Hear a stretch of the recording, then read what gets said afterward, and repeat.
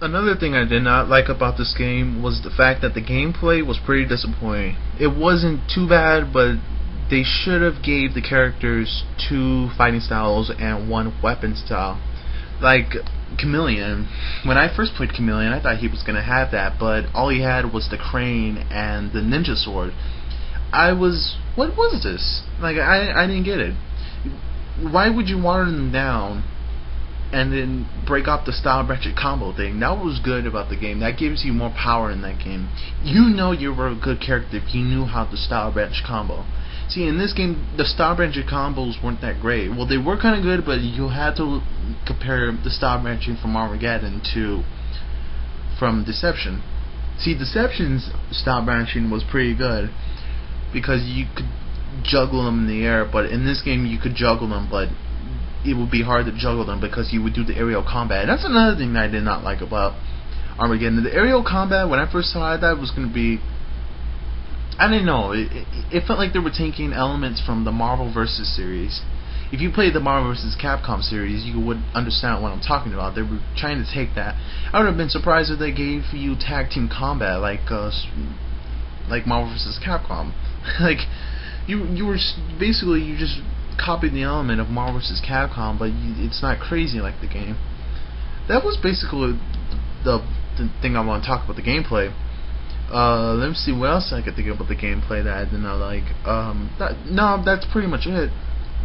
The gameplay was good. I could give it about 4 out of 5. It was just I take 1 off because it was something I did not expect. But what the hell are you gonna do? It was a rush game. Like I said, it was a rush game. One of the other things I did not like about this game was the fact that the endings weren't detailed. Like, from a point, if you played Deception, you could see the fact that you would get an artwork on the top, like, that would fill up, like, pretty much all the screen, and you get the little words, and you could hear the announcer talking about what happened between such and such, and how the outcome of the tournament happened. Did they die at the end? Did they save the world? Did they destroy the world? You know, just something like that. I'll give you an example of one of the endings. I'm going to use Scorpion's ending because pretty much everyone likes Scorpion, but I'm more of a Sub-Zero fan. I'm sorry. I'll show you Scorpion's ending right now, and I'm going to compare that one to Deception's ending, and I'll explain. It will explain my point on this.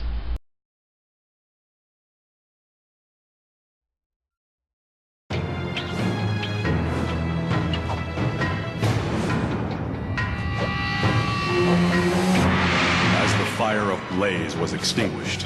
What appeared in its place brought elation to Scorpion's tormented soul. His ninja clan, the Shirai Ryu, had been fully resurrected. Numbering in the thousands, they covered the surface of the pyramid awaiting Scorpion's command. Among them was Scorpion's wife and son. Their reunion was to be short-lived. The sorcerer Quan Chi suddenly appeared among them. He grabbed Scorpion's young son and disappeared through a portal to the Netherrealm. Enraged, Scorpion ordered his clan to hunt down the sorcerer.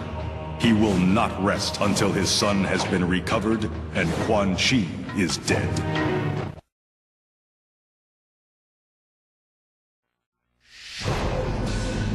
The Elder Gods had transformed Scorpion into their weapon in order to defeat the Dragon King before his plans of domination unmade the realms.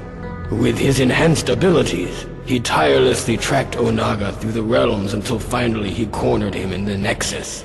The Dragon King had many allies, but they were of no consequence.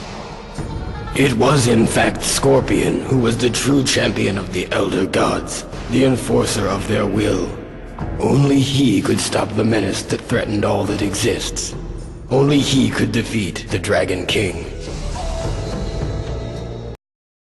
Now, if you get what I was talking about the endings, you see what I was talking about. You see, we could have seen Scorpion on the top of that pyramid with showing all the soldiers from his clan, or I should say ninjas from his clan, rising up on the pyramid, and well, not like animation, but it could have been like pictures you could have seen instead of not showing the words and then showing Scorpion like doing those same fighting style, that same fighting thing all the characters would do. It was pretty annoying when you saw it. Wouldn't you get annoyed seeing that over and over again in the endings in Armageddon? I got annoyed when I first saw it, but I beat all of Armageddon with every character on my profile. Sorry. And if you look at the Deception one, they really show you how Scorpion would fight, or how he was killing the Tarkatans and everything else, how he killed the Dragon King. See, you could have seen something better than that. They should have gave artwork at the end. That was what I was talking about. You could see the artwork. It looked really good, and you really see how he killed Onaga. That was good. The one thing I did not like about this game was the Kreate Fatality system. See, what I thought when the game came out, it was gonna be like put in the Kreate Fighter. So basically, I thought you would do a Kreate Fighter and then you could create a fatality for that fighter. Not like in the game where after you would finish them, they would have that little bar with that little timer and that little red bar as you see on the screen. I did not like that for some reason. It got kind of boring to me, and besides, it had the same finishers at the end. It would always have the head rip, the head with the spinal cord on the back. They would have you break their head or like smash their head in and break their neck. That was basically it. And then they had the weapons, as you can see here. I don't even want to explain it because I didn't even want to pull out the weapon one of it. Because that's why I didn't like the fatality system for this game. It was fun. I would do it. I still would do it if I'm playing Armageddon on arcade mode. But the thing I wish they could have done was they could have recycled some fatalities from the old games. And what I mean by recycle is, I'm going to give you a few examples. Like, let's take Fujin's MK4 fatality, where he would summon a whirlwind and he would spin his opponent in the air, and then he would pull out his crossbow and shoot the guy in it, and then it would be the fatality. See, that could have been better. Not something like the Kreate Fire. That's just my opinion. Or another recycle fatality I could have think, if they could have gave Stryker his old bomb chest fatality, if you know what I'm talking about. The bomb chest bomb chest fatality was basically he would jump in front of you, put a bomb on your chest, and jump away from him, and then blow up. That was his fatality. And that would have been cool to see them update that. But they had to put the Kreate Fatality system. Maybe the game, that's what I was saying, this game was rushed. That's what I'm saying. It was pretty rushed. Because basically they watered down everything about the characters. They watered down their finishers. They watered down their fighting styles. That's another thing I'm going to get to right now.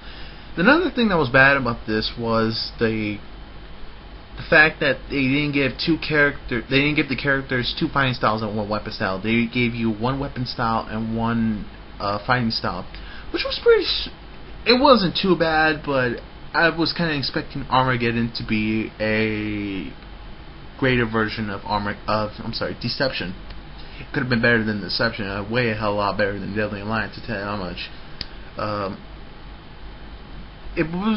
I was kind of expecting a game like that, because I was kind of wondering how I would see different characters with different fighting styles. I kind of saw the same styles over and over again, but there were some new styles they put in there, but they recycled a lot of new styles, that kind of pissed me off a lot. That was basically it. That was it.